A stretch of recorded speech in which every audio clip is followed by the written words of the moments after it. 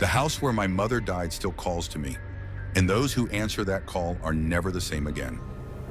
Before starting the report, subscribe to the channel, activate the bell so you don't miss any videos. Write in the comments what time this video arrived for you. Now, enjoy your favorite horror session.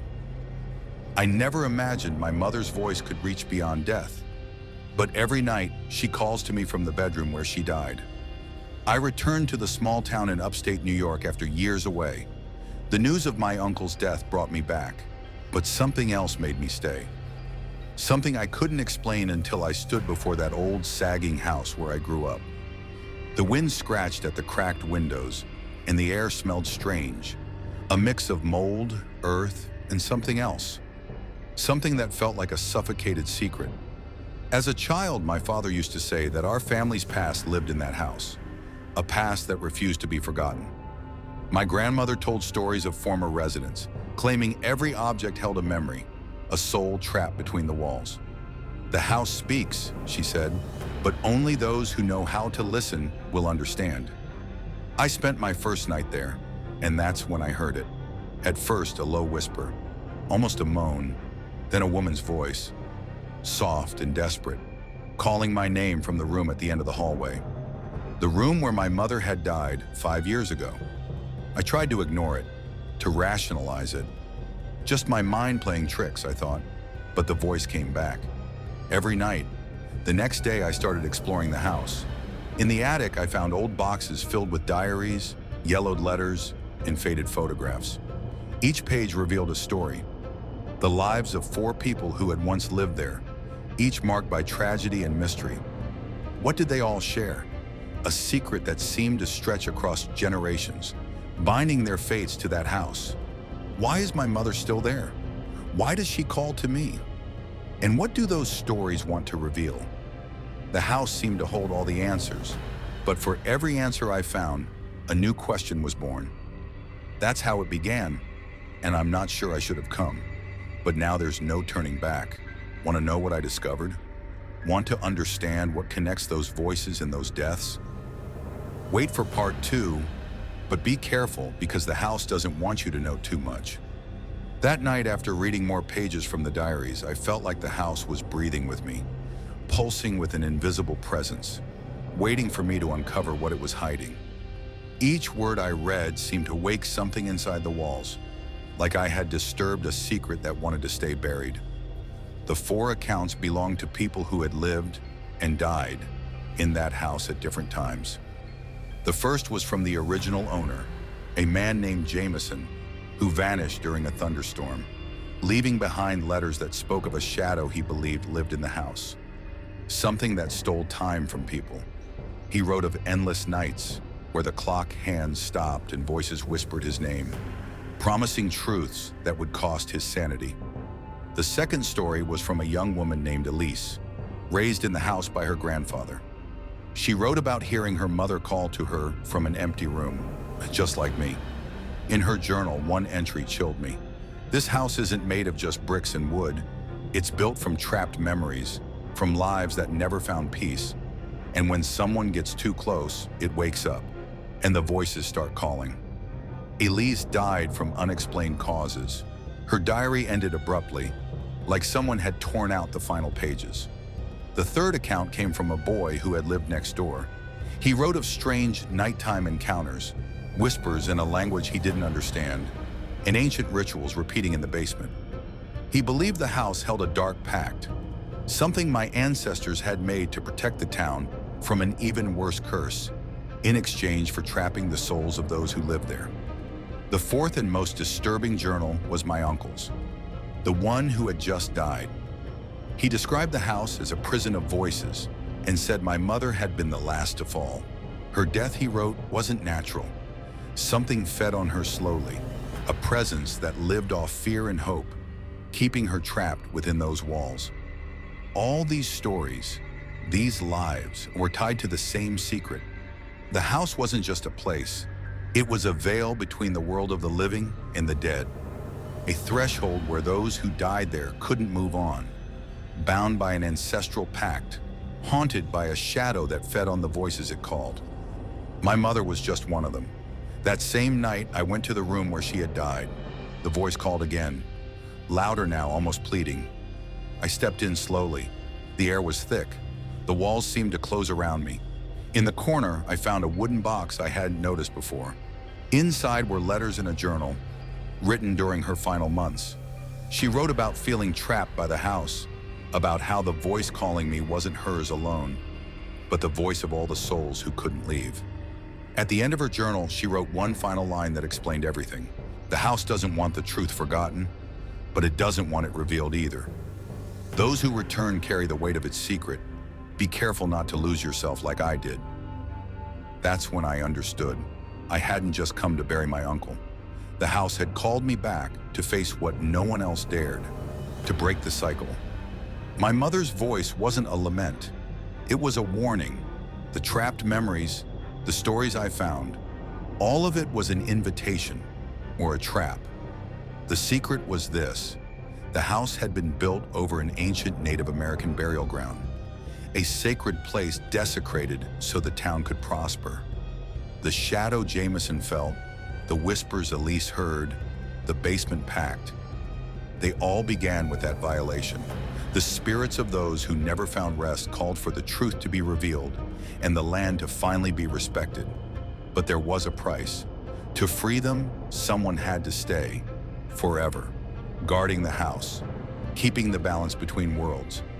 I felt my mother's voice dissolve into silence, and in that moment, I knew I was the one. This was my fate. The house didn't expel me. It welcomed me inside. Now every night, I call my own name from the empty room, and so the cycle continues. The house speaks, and now I know what it wants. Want to know what I heard? You'd better not come back. Some voices were never meant to be silenced. Are you enjoying the video? Leave your comment. Your support is very important to the channel. Now let's move on to the next report. Sometimes silence screams louder than any noise, and on that road it whispered secrets I was never meant to hear. My name is Peter, and I'm a truck driver. Ever since I was a kid, I grew up hearing strange stories in my family. My grandparents used to talk about things that shouldn't be disturbed, names that should never be spoken aloud, and hills that hide secrets. They were from the rural South, from those forgotten corners of the country where the wind carries stories instead of just dust. My dad, a practical man, would laugh at those old beliefs, but my grandmother always said it wasn't about believing, it was about respecting. As a child, I would sit for hours on the porch of my grandparents' house, listening to them speak of ancient traditions, of nights when the stars would vanish and animals would go eerily quiet. They said there were places in the world where the line between the natural and the supernatural blurred, and one of those places was a stretch of back road I often drove for work, a rural shortcut that cut between small towns in Georgia. Every time I drove through it, I felt a chill, but I never really knew why. One rainy night, while driving through that very stretch, I stopped to pick up an old hitchhiker who looked lost and exhausted. He told me a story that still echoes in my head. Atop a nearby hill stood a house no one visited, because it was tied to a name that must never be spoken. He whispered the name once, as if afraid the very word could doom him. I couldn't tell if it was just a spooky tale meant to scare lonely drivers, but that story never left me. I avoided that part of the road for months, but curiosity began to grow like a shadow behind me. And so, on a sleepless, restless night, I decided to find that house. I wanted to see for myself if there was any truth to it, or if it was all just the product of a tired mind. But the moment I spoke that forbidden name aloud, something inside the house, or maybe inside me, awoke. A chill ran down my spine, and the silence around me closed in like an invisible hand. That's when I realized the old man hadn't just been telling a story. He had been warning me. That was the moment the darkness truly began to grow. As the last syllable of that name left my lips, the air shifted, heavy, thick, like the very space around me was collapsing. The wind stopped, the leaves froze mid-air, and an absolute silence took over the hill, the house, everything. I was there, standing in the yard of that old place, facing a structure that seemed to swallow the moonlight, a house that consumed any brightness trying to reach it. The house was crumbling, cracked walls, shattered windows, and a door that creaked slowly when I pushed it open.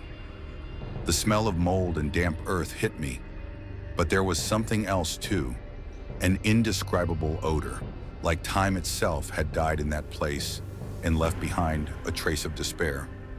For years, my grandmother warned me about the importance of respecting what we don't understand, and now I knew why.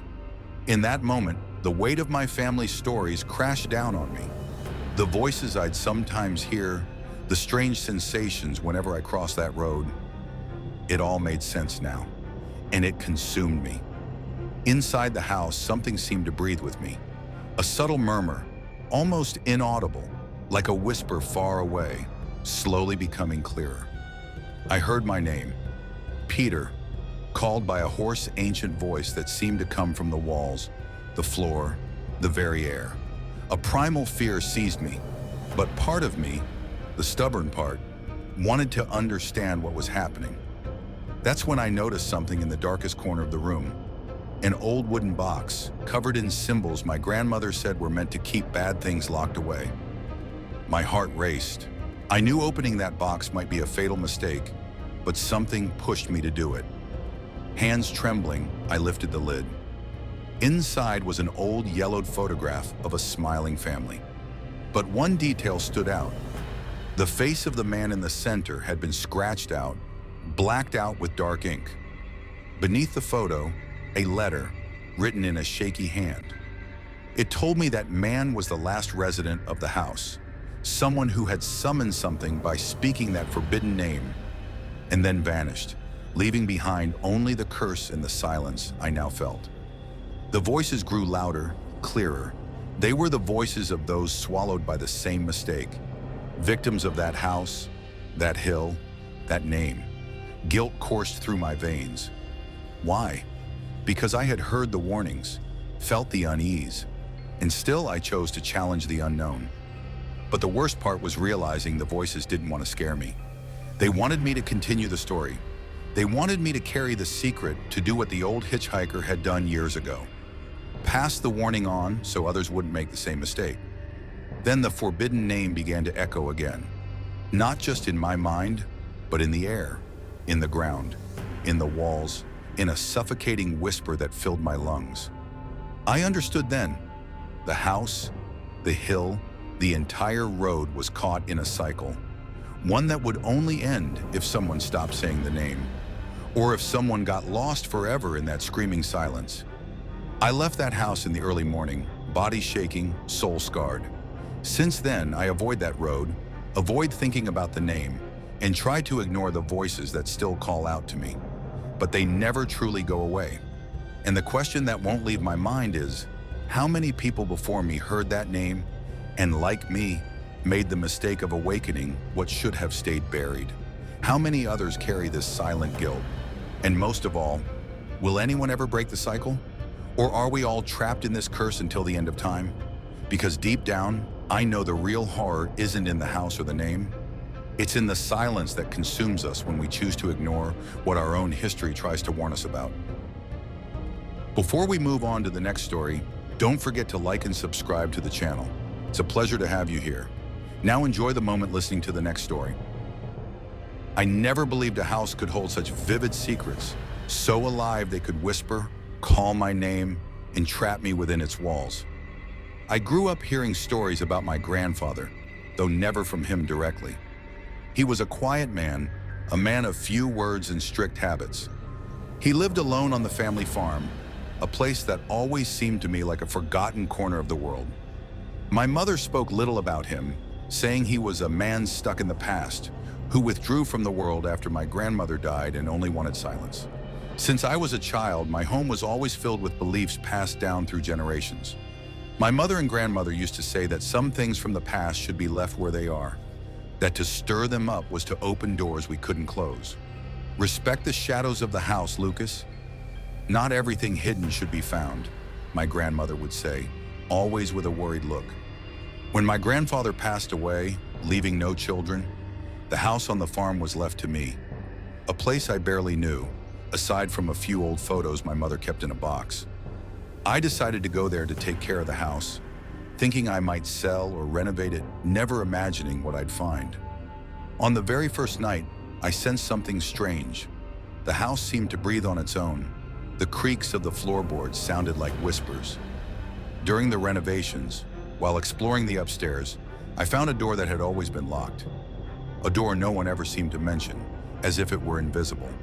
When I managed to open it, I found a small, dusty room, except for one startling detail: a portrait hanging on the wall. It was a woman I had never seen before. Her gaze felt like it pierced right through me, and the painting was surprisingly pristine, as if it had been hung there just yesterday. No dust, no cracks, nothing betrayed the passing of time. I tried to take it down, but every time I touched it, something happened. The lights flickered, an old radio in the living room started playing a melancholy tune, and the creaking intensified, as if the house were alive and trying to stop me. My heart raced, but curiosity outweighed fear. Who was this woman? Why didn't anyone in the family know her?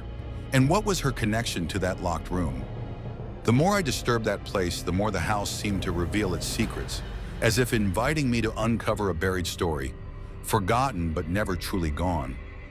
I still don't know what awaits me, but I know that door, that portrait, and that woman hold the key to understanding not just my grandfather's past, but something far greater, something that could change everything I believed about my family. Even with the woman's portrait still fastened to the wall of the locked room, something inside me had already changed. The house felt like a living entity, watching, waiting for me to uncover what had long been hidden. And strangely, the more I tried to resist the curiosity, the more it pulled me in. The next night, the house spoke again, no longer just with creaks or that mournful music, but with near intelligible whispers calling my name. The voice was feminine, soft, and sorrowful, like a lament echoing through time. I sat on the floor of the locked room, eyes fixed on the portrait, listening closely. That's when I remembered something my grandmother once told me as a child. Not everything lost is truly gone. Sometimes what gets lost is trapped somewhere, waiting to be found so it can finally rest. Her words came back to me like a warning. I decided to search for answers in the town where my grandfather grew up, a small rural town in Kentucky. People there spoke little about the house, as if avoiding the subject entirely. I went to the old records office, and among yellow documents, I discovered something no one had ever told me. The woman in the portrait was named Elisa, my grandfather's sister, who had mysteriously disappeared more than 50 years ago. What shocked me most was a letter I found hidden among my grandfather's papers, written in shaky handwriting.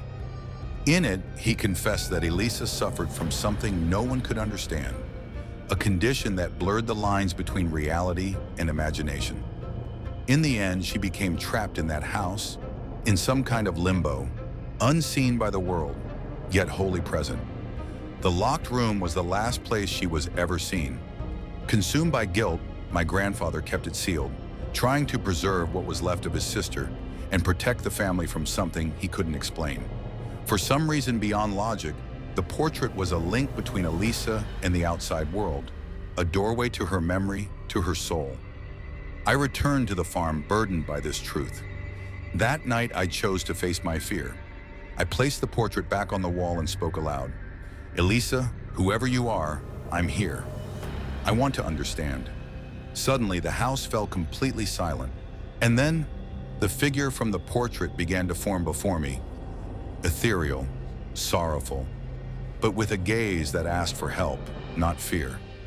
Through gestures and words that reached straight to the heart, she revealed that she had remained trapped in that house not by walls or locks, but by fear, shame, and the family's silence. That the unspoken truth had kept her spirit captive. In that moment, I understood the house's greatest secret. It wasn't haunted by ordinary ghosts, but by untold stories, stifled memories needing release so that everyone could finally find peace. When I woke up, the portrait was still hanging in place, but the sense that something had changed was undeniable. The house felt lighter, quieter, and for the first time, I felt I had broken the cycle of silence I had been taught to respect, but also needed to confront. The locked room no longer seemed a place of mystery and fear, but a sanctuary of memories. Ones that, when respected, could finally rest. And the answer to the question that had haunted me from the beginning, who was that woman, was also the key to understanding my own story, my roots, and what it truly means to face the past. Not to run from it, but to learn to live with it and allow the shadows to finally fade. The silence of the house now felt like an invitation to truth, not fear. Let's move on to the next report. But first, subscribe to the channel and activate the notification bell so you don't miss any videos. That night, the full moon wasn't just in the sky, it felt like it was inside me, pulling me out of bed as if I were part of it, a puppet with invisible strings drawn tight by its silver light. Since childhood, the full moon had always scared me more than anything else. I grew up hearing strange stories about those nights, whispered among adults, never reaching me clearly, just the uneasy feeling that something forbidden was being kept from me. My father, more than anyone, had a ritual I never understood. Whenever the moon reached its round, glowing peak, he would disappear from our farmhouse in rural Tennessee, gone for hours until dawn, when he'd return silent, covered in mud, with hollow eyes and barely a whisper of a voice. My mother used to tell me not to worry, that my father had a job in the city. But I knew that wasn't true. I never saw him with a uniform, never saw any tools, and the mud he brought home wasn't like any from the roads I knew. At school, I tried to ignore the teasing from classmates who laughed at my weird farmer family, but the doubt always gnawed at me. What did my father do on those full moon nights? Why did he come back changed? As I grew up, I left the farm behind and moved to the city, trying to bury the memories under a normal routine. But everything changed when I got the news of my father's death, and with it, the inheritance of the old farmhouse. I returned to that place forgotten by time, hoping to find peace, or at least answers. That's when the nights began. On the first full moon, I woke up outside the house, barefoot, skin cold, feet caked with mud, but with no memory of leaving my bed. I tried to think of rational explanations, sleepwalking, stress, maybe alcohol, but none of it made sense, especially because my clothes were clean, untouched, and the mud was exactly like the kind my father used to bring home. Damp, ancient, with that smell of old earth and decaying leaves. In the days that followed, I tore through the house, searched for clues, asked the neighbors, but no one spoke about the full moon. Only one old friend of my father, Mr. Ellison, muttered a phrase that got stuck in my head. "It's an inheritance you don't choose, Matthew." The moon never forgets who once belonged to it. It was a haunting riddle. Who belonged to the moon? And what did my father, and now me, have to do with it? That night, in the mysterious awakening, opened a door to questions, each one more unsettling than the last. And worse, I felt something inside me was waking up. Something trying to pull me out of the safety of the house during the full moon, into a place I wasn't meant to go. But what exactly was I going to find out there? Or more importantly, what had my father found? And why had he never told me? As the next full moon approached, I felt the chill in my spine grow stronger, along with the weight of that question that haunted my family for generations. What hides in the shadow of the full moon? The next full moon felt like a warning. That night, my entire body buzzed with an energy I couldn't control. A calling pulsing in my blood, stronger than any rational instinct. When I awoke, once again outside the house, barefoot, the cold earth sticking to my feet, and that same damp smell in the air, something was different. A part of me was awake, a fragment that had always hidden in the dark. Slowly, I began walking toward the woods behind the farm. My heart pounded in my chest. I wasn't afraid, or at least not with the kind of fear I knew. It felt like I was coming home, to something that had always been mine, but that I hadn't remembered until that moment. In the middle of the trees, the world began to change. Moonlight filtered through the leaves, casting shadows that danced and whispered ancient secrets. That's where I found what I had been searching for. Or maybe what had been searching for me. A clearing I had never seen before, even after growing up on that land. In its center, a ring of dry mud with strange markings, symbols no one had ever taught me how to read. That's when the memories started returning. fragmented pieces like a puzzle scattered in the dark. When my father vanished on full moon nights, he wasn't just wandering, he was fulfilling a promise made generations ago, a tradition passed down from my grandparents and theirs before them, an ancestral pact with something that lived in the forest, a force ancient and inhuman, one that protected the land but demanded something in return. My father, and now I, were guardians of a curse that split our identity between man and the creature summoned by the moon. That's why he came home covered in mud. It wasn't just dirt, but the residue of transformation. A part of him had been offered to keep balance between worlds. When I woke up outside, I was living half of that legacy. The part of me walking the woods was a shadow of my father, a forgotten side of my blood, a direct link to the ancient force beneath the full moon. For years, my family had tried to protect that secret, to keep the curse from taking over. But time and my father's absence had shattered the balance. Now it was my turn to face what he had faced every full moon. In the clearing silence, I felt his presence. Not my father the man, but the ancestral guardian, a being that demanded devotion while offering power. It was as if my human self was breaking apart, divided between two worlds, the one I knew, with my wife and children, and the one that called to me under the moonlight, urging me to continue a legacy I never asked for. Suddenly, a deep voice, almost whispered by the wind, cut through my thoughts. Matthew, the bond is sealed.